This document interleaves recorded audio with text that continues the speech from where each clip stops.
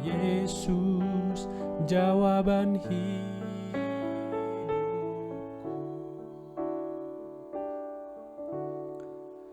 Firman Tuhan hari ini diambil dari Imamat 16 ayat 1 dan 2, lalu ayat 3-4. Sesudah kedua anak Harun mati, yang terjadi pada waktu mereka mendekat ke hadapan Tuhan, berfirmanlah Tuhan kepada Musa.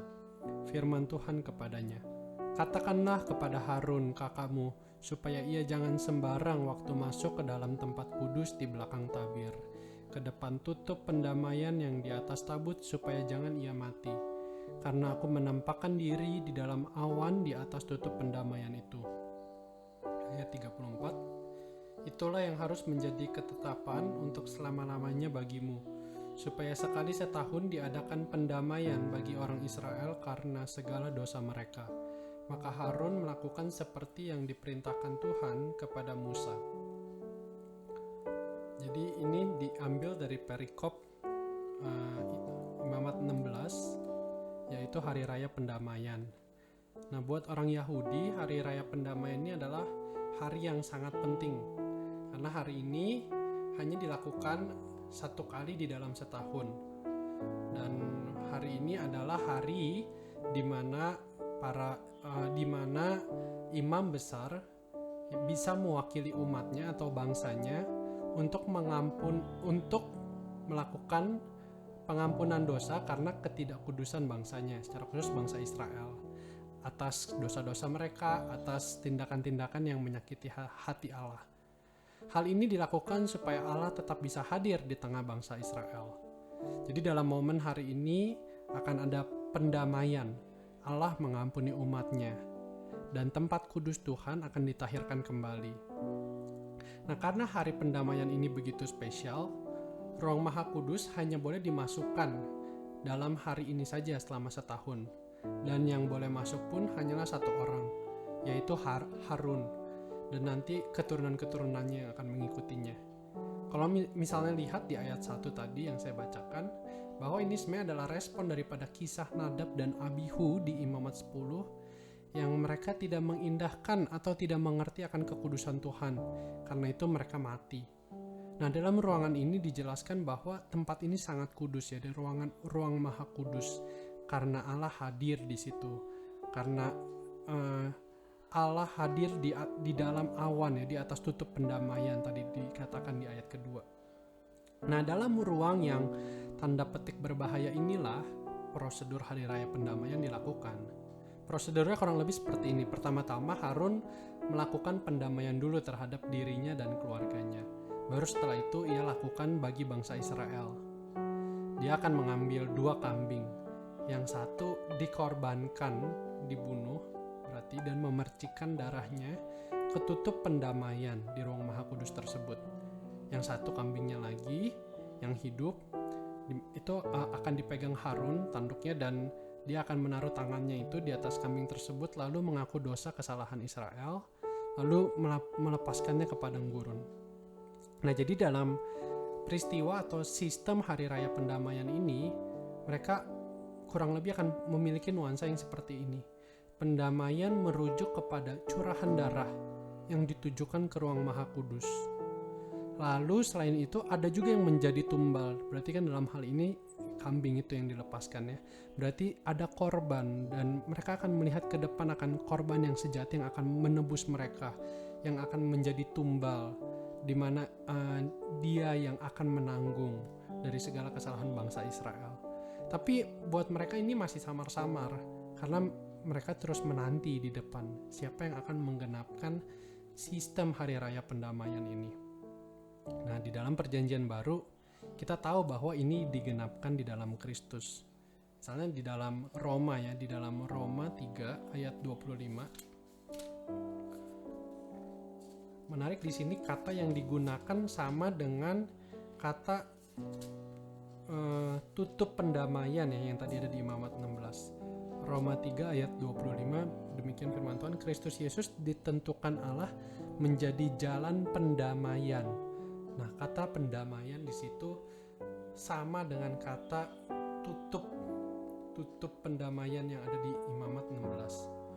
Dan Yesuslah yang menjadi bayang-bayang daripada yang dimaksud daripada hari raya pendamaian ini. Dan kita bisa lihat juga misalnya di Ibrani 9 ya. Ibrani 9 ayat 11 sampai 14. Demikian firman Tuhan, Ibrani 9 ayat 11, tetapi Kristus telah datang sebagai imam besar untuk hal-hal yang baik yang akan datang. Ia telah melintasi kemah yang lebih besar dan yang lebih sempurna, yang bukan dibuat oleh tangan manusia, artinya yang tidak termasuk ciptaan ini. Dan ia telah masuk satu kali untuk selama-lamanya ke dalam tempat yang kudus, bukan dengan membawa darah domba jantan dan darah anak lembu, tetapi dengan membawa darahnya sendiri. Dan dengan itu ia telah mendapat kelepasan yang kekal. Sebab jika darah domba jantan dan darah lembu jantan dan percikan lembu muda menguduskan mereka yang najis sehingga mereka disucikan secara lahiriah, betapa lebihnya darah Kristus yang oleh Roh yang kekal telah mempersembahkan dirinya sendiri kepada Allah sebagai persembahan yang tak bercacat akan menyucikan hati nurani kita dari perbuatan-perbuatan yang sia-sia, supaya kita dapat beribadah kepada Allah yang hidup. Jadi ini semua daripada hari raya pendamaian terujuk kepada pribadi Yesus itu sendiri. Nah, di dalam berefleksi di dalam ritual hari raya pendamaian ini, harusnya pun kita melihatnya pun juga merefer kepada seorang pribadi. Jadi saat kita menjalani ritual, sebenarnya kita bukan deal dengan sistem belaka, tapi kita sedang berurusan dengan pribadi. Bedanya mungkin bagi orang Israel, mereka akan melihat ke depan, bahwa saya bisa diampuni dan diselamatkan jika ada korban yang sejati yang nanti di depan akan menggenapkannya. Tapi apakah mereka bisa terjebak dalam ritual belaka? Tentu bisa.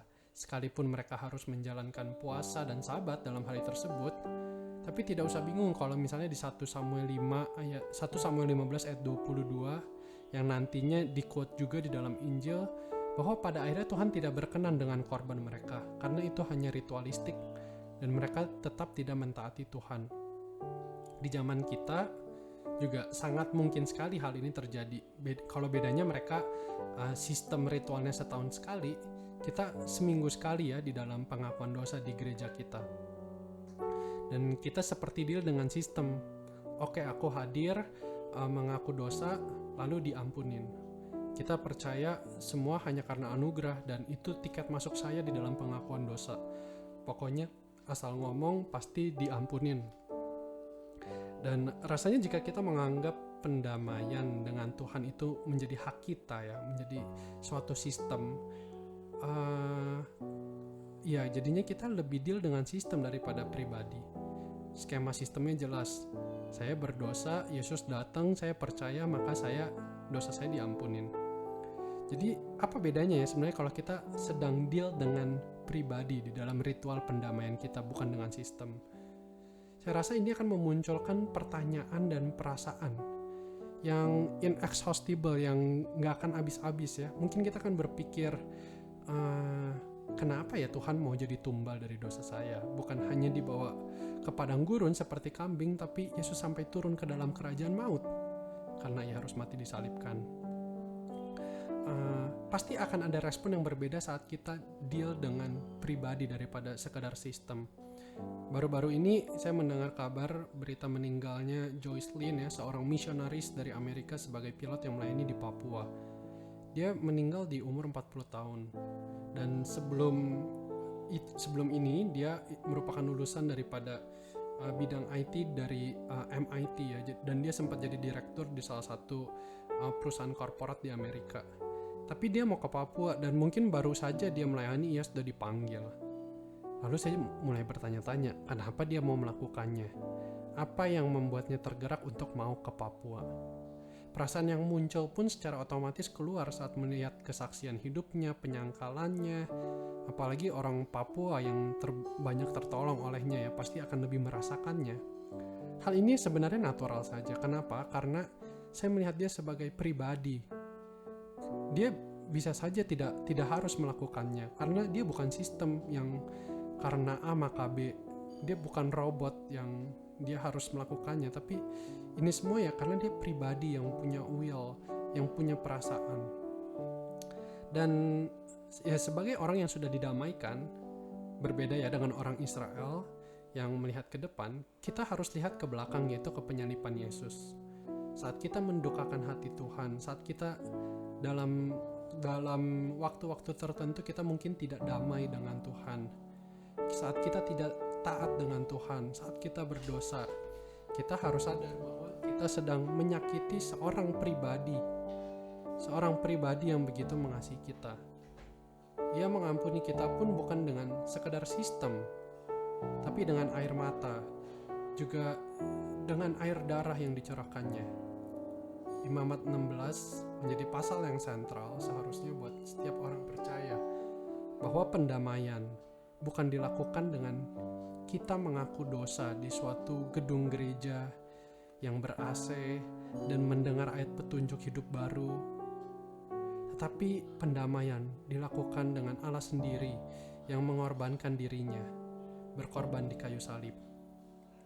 Saya harap kita bisa lebih memaknai pendamaian yang sudah dilakukan Yesus, dan kita bisa responinya dengan taat, mau hidup kudus. Mari kita berdoa.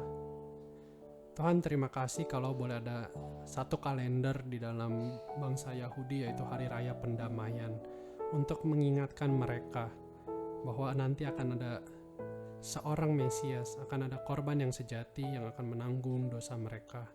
Dan ini hanya menjadi bayang-bayang daripada setiap kami nantinya orang percaya, secara khusus di zaman ini, juga boleh melihat ke belakang akan karya-Mu yang sudah Engkau lakukan untuk menyelamatkan kami, untuk mendamaikan kami yang tadinya jauh daripada Allah, yang tadinya kami adalah musuh seteru daripada Allah, tapi Engkau sendiri mau hadir mendamaikan dengan Engkau sendiri yang turun ke dunia, mati di kayu salib. Dan kami bersyukur untuk itu ya Tuhan. Dan Tuhan tolong kami pun untuk boleh meresponi ini juga di dalam kehidupan kami, untuk kami mau hidup lebih senantiasa kudus di hadapan-Mu, untuk kami mau juga lebih menyenangkan hati-Mu. Yang bersyukur untuk Tuhan Yesus pribadi yang sudah benar-benar menolong, mau menebus hidup kami, memberikan harapan bagi kami, dan kami sungguh bersyukur untuk itu. Dan di dalam nama Tuhan Yesus kami berdoa. Amin.